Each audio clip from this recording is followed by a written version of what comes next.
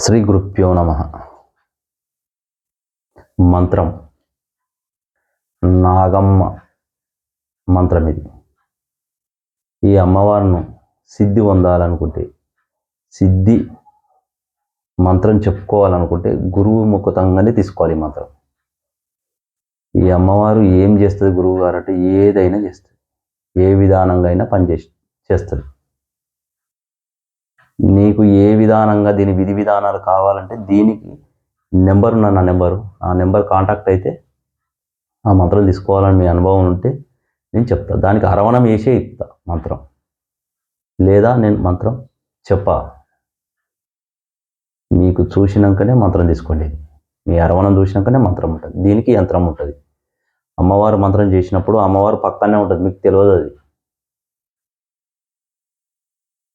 ఇది మా అనుభవంతో చెప్తాను. ఇది అమ్మవారు పక్కనే ఉంటుంది. విధానాలు ఉంటాయి దీనికి. దీని విధి విధానం తెలుసుకొని తీసుకుంటే అరవణంలో చూసినాకనే ఈ మంత్రం ఇస్తా. అరవణం చూడండి నేను ఇవ్వను. గురుగారు మరి ఎందుకు చెప్పినంటే ఇవి ఉన్నాయి, లేవని కాదు, ఉన్నాయి, భయపడొద్దు. అనుభవాలల్లా మేము చూసినాం కాబట్టి చేసినాం కాబట్టి మీకు చెప్తాను, ఉన్నాయి, భయపడొద్దు. మనం మంచి చేస్తే మంచిది, చెడు చేస్తే చెడు రకమే ఉంటుంది అని చెప్తాను. మీరు ఈ విద్య తీసుకోవాలనుకుంటే నా నెంబర్ కాంటాక్ట్ అయితే నేను చెప్తా. శ్రీ గురుభ్యో నమః. శ్రీమాత్రే నమః. Like, share, subscribe.